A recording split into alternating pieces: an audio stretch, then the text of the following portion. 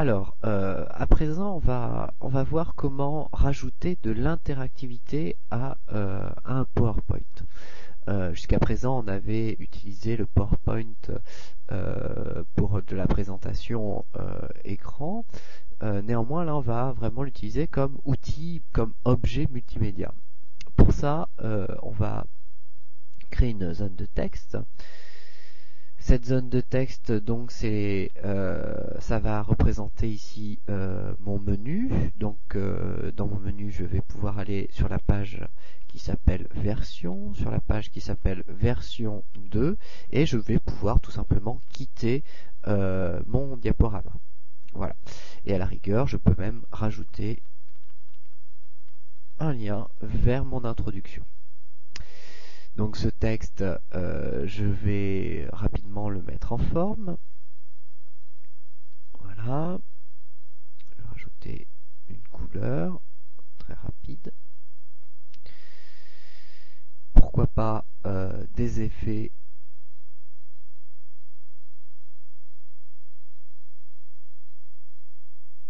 Oh, c'est pas très joli. Regardez la réflexion. Voilà. Tac.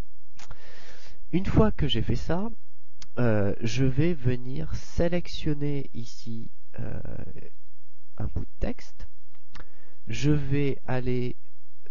Alors, il y a plusieurs possibilités. Soit je vais sur insertion, lien hypertexte. Et grâce à ça, je peux lui dire d'aller donc dans un emplacement dans ce document sur la diapositive 1, c'est-à-dire ma diapositive introduction. Alors par défaut, il va me reformater, comme vous pouvez le voir, mon texte. Il va me mettre mon texte en bleu. Ces couleurs sont accessibles dans Création, Couleurs, ici. Et si vous avez toutes nouvelles couleurs pour le thème, vous avez ici les couleurs pour les liens hypertextes. Voilà. Donc elles ne sont pas forcément extrêmement accessibles, mais néanmoins elles permettent... Hop, on va enregistrer, après de s'appliquer sur tous les autres liens hypertextes. Donc là, si je lance mon diaporama cette fois, donc l'animation se lance, je clique une fois, je passe à la diapositive 2, je peux, en cliquant sur Introduction, revenir sur ma diapositive 1. Donc j'ai créé de l'interactivité. Deuxième possibilité, vous avez la possibilité en fait, donc on pourrait faire la même chose avec insertion, les hypertextes, donc pas diapositive 2 mais diapositive 3, les hypertextes, diapositive 4, voilà. Hop.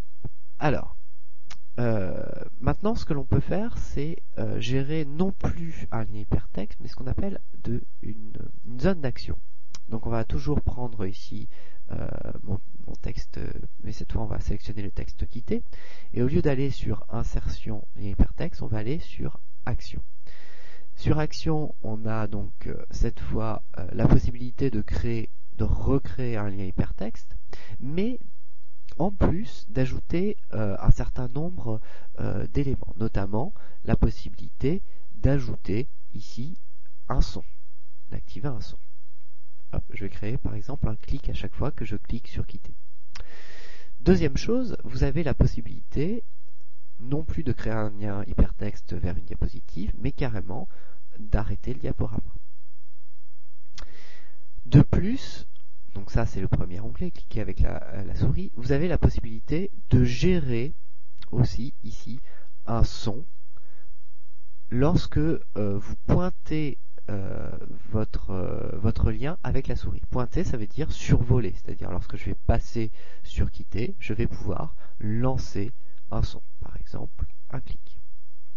Je clique sur OK, je lance ce diaporama, donc j'ai ma première image. Tac. Et ici, si je viens placer sur mon lien quitté, j'obtiens bien le son clic. Si je viens cliquer sur quitter, je quitte bien mon diaporama. Donc grâce à ces deux méthodes qui sont le lien hypertexte et le lien action, vous avez la possibilité de rajouter une navigation, de l'interaction dans votre diaporama.